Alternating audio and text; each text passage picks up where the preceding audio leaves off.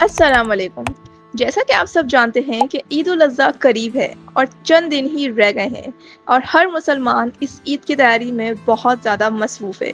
لیکن کچھ لوگوں کو یہ نہیں پتا کہ مسلمان جو ہیں وہ عید الاضحیٰ کیوں مناتے ہیں، اس کے پیچھے کا اصل حقیقت کیا ہے، ایسا کون سا واقعہ ہے جس سے ہر مسلمان عید الاضحیٰ مناتا ہے۔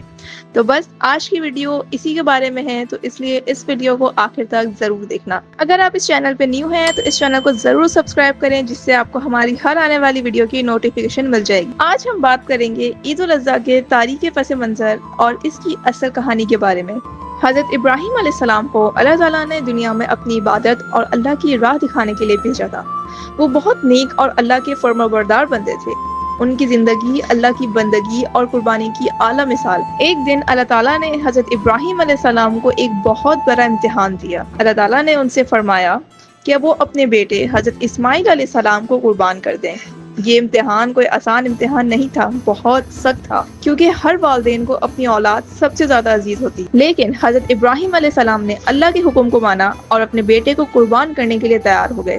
وہیں پہ حضرت اسماعیل علیہ السلام بھی اللہ کی رضا میں راضی تھے اور اپنے والد کی بات کو قبول کیا۔ جب حضرت ابراہیم علیہ السلام اور حضرت اسماعیل علیہ السلام قربانی کے لیے جانے لگے تو حضرت اسماعیل علیہ السلام نے اپنے والد سے کہا، اے میرے والد، اگر اللہ کا حکم ہے تو مجھے قبول ہے۔ یہ بات ایمان اور اللہ کی رضا کی اعلیٰ مثال ہے۔ جیسے ہی حضرت ابراہیم علیہ السلام نے اپنے بیٹے کو قربان کرنے کے لیے ہاتھ اٹھایا تو اللہ تعالیٰ نے ان کی آزمائش کو قبول کیا اور اپنی رحمت سے جنت سے ایک خاص تحفہ بھیجا جو حضرت اسماعیل علیہ السلام کی جگہ پہ قربان کیا گیا۔ اس واقعے کو اللہ کی طرف سے رحمت اور انعام سمجھا جاتا ہے۔ یہ کہانی قرآن مجید میں بھی بیان ہوئی ہے، جہاں اللہ تعالیٰ فرماتے ہیں کہ حضرت ابراہیم علیہ السلام نے خواب دیکھا کہ وہ اپنے بیٹے کو قربان کر رہے ہیں۔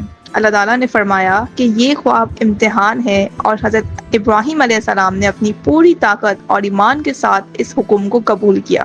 جب حضرت ابراہیم علیہ السلام قربانی کرنے لگے تھے تو اللہ تعالیٰ نے کہا، اے ابراہیم، تم نے خواب کو سچ کر دکھایا، اور جانور کو حضرت اسماعیل علیہ السلام کی جگہ قربان کر دیا گیا۔ یہ وہ واقعہ ہے جس کی یاد میں ہر سال مسلمان عید الاضحیٰ مناتے ہیں۔ یہ دن اللہ کی رضا کے لیے قربانی، فرمانبرداری اور ایمان کی یاد دلاتا ہے۔ حضرت ابراہیم علیہ السلام کی قربانی ہمیں یہ سکھاتی ہے کہ اللہ کی راہ میں سب کچھ قربان کرنے کے لیے تیار رہنا چاہیے۔